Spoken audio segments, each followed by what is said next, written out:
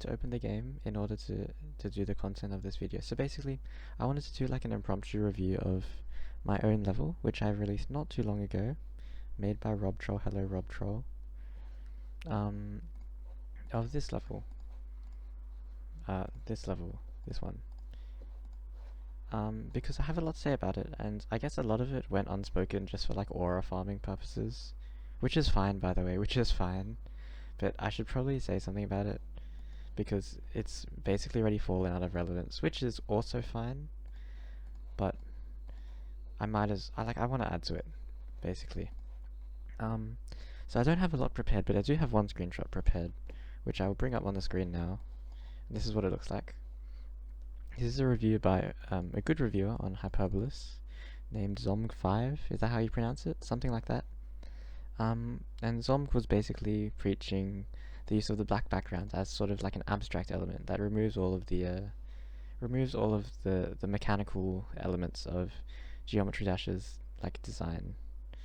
Because Stereo Madness, because they all do have a mechanical look to them, I guess. Like if you just play a level, you can see the background is pretty like techy and stuff like that in a geometric sort of way. And I want to abstract that away. So yeah, that's something I wanted to start with. But I think there's a lot more to say about this level as well. Like it was like as much an exercise in placing objects and placing intentions as it was leaving things out, which is something I wish people would think about a lot more. And choosing to make a level that looks like this, maybe I should just turn the volume down. Choosing to make a level like this really makes you consider what elements might be like superfluous to making a holistic experience, right?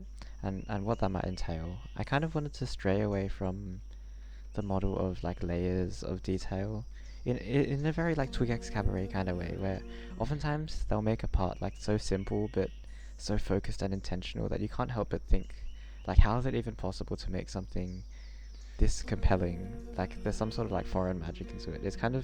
It's really, I appreciate Twig X Cabaret's levels so much, and she's a very big inspiration to me. But like, at the same time, it feels so far from being foreign. Like, it makes me feel like so human, and I feel like connected to the human experience when I play them in some sort of like primal way, which is really cool. So yeah, Twig X Cabaret's personality and creating philosophy has helped me genuinely, like, a lot in the past few years. I've been able to see her project. Oops, you're not supposed to go down here. Okay.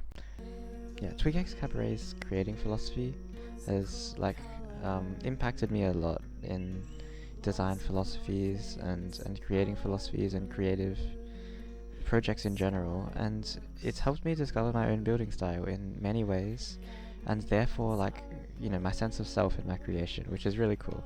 This stuff isn't really addressed to anybody, but I can attribute a lot of the design philosophies to the forerunners of people's respective styles. Like, you know, Ladashi is a big inspiration, a great artist. Kyomin, yeah, I don't know, Vemril, Mark Zubrovich. I'm not sure there are a lot, but I think those people in particular have helped me form a sort of visual simulacrum for this level in particular, and I'm really grateful for their efforts. All are great artists in their own right, and it's really nice to partake in like an art community, right? And this is my contribution to that, so yeah. I also want to throw a bone to the song and its creator, like Cat's Millionaire. You might know them from one of the following projects, which I guess I'll put on screen because she has a lot of them. But for whatever reason, like, I don't even really like her music that much, but for whatever reason, I'm really drawn to this song that she wrote in like 2013 among all of her works. It's literally about like Fluttershy having a crush on Rainbow Dash, and Devi is not hiding the fact that she's like projecting out the wazoo. Like, it's like all the brony music on Cat's Millionaire is, and it's interesting because it makes itself so like emotionally potent and vulnerable through the lens of something really innocuous and childish. And it's just cool because MLP is obviously a really childish thing. Like, for the better part of a year, I've been immersing myself in like first wave brony music, and it continues to surprise me how far. What happened to my editor, by the way? I don't know what this is. Why do they all have names? Anyway, um, it's cool because it continues to surprise me how far like the realms of Brony music leads.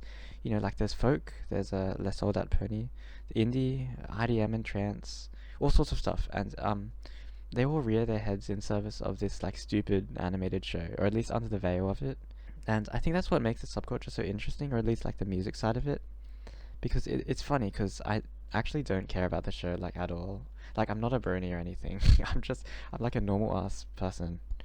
But you know, I don't care about the show, but like Geometry Dash is childish too, isn't it? Like all our, you know, we all like meet Rad Funny Game for his like his designs and his effects and his art. We have like you know a strange love for the mechanisms of this jumping icon and the worlds we build within it. And there are parallels that maybe we've abstracted away like over time, but somehow I guess it remains through virtue of the medium, if nothing else, you know? So I think it's really important to acknowledge these types of media as being important, even if it does seem like intentionally simplistic or childish or juvenile in any sort of way. And I think that's why I really like this level. Well, I don't like it that much, but that's why I think this level is important to be made anyway. What else is there? I guess the design itself permeates well beyond its physical properties, of course. It's in a space that's occupied by like, you know, hundreds of thousands of other well more known levels embedded into the cultural memory of everyone who sticks with the game. You know, somewhat through word of mouth maybe, but lately a lot by the system that promotes them. I'm not gonna tirade on the this overdone topic about quote unquote the system, but I do want to touch on the prevalence of a lot of tropes within them. Like this is also kind of a pushback level against stuff like, you know, like cinematics within the games, the way things are applauded time and time again.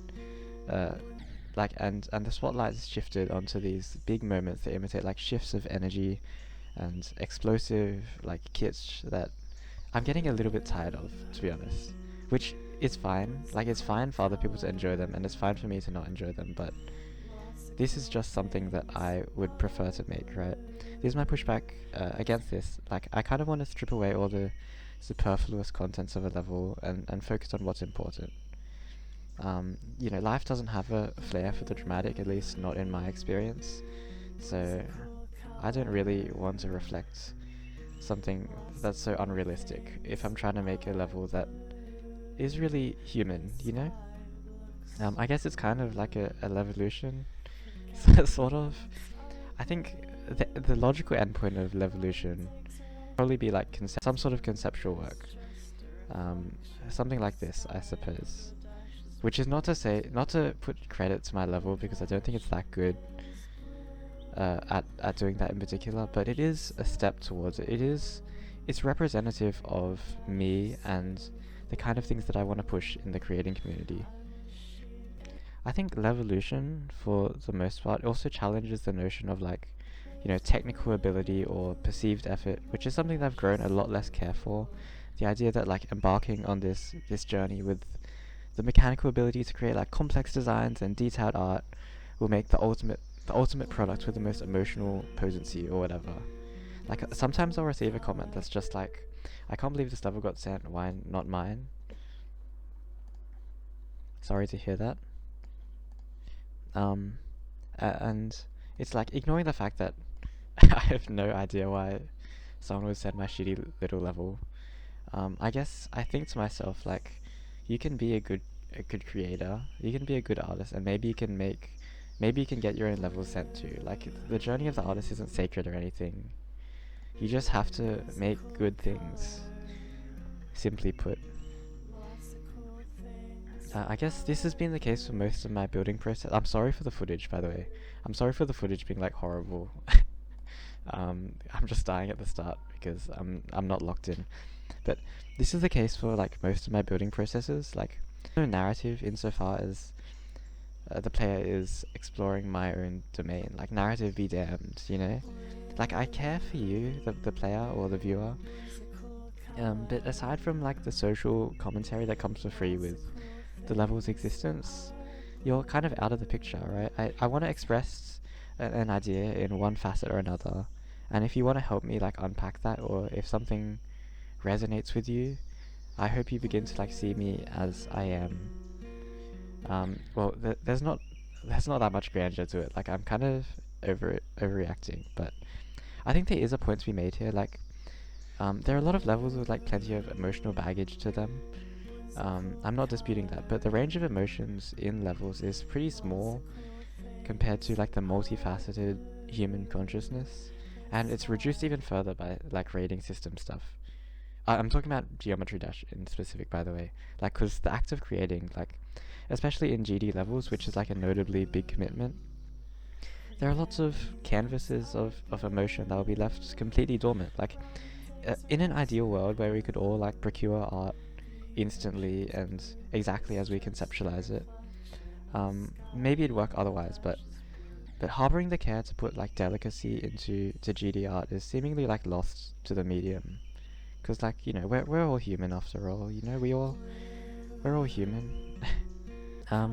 Which is all to say that I don't have that much respect for my work. Like, I think many people could and have done better, but I think this is a good step to mark my place in the books and in my big book. Like as an exploration of all things familiar and new. So I think the level earns its existence in that way.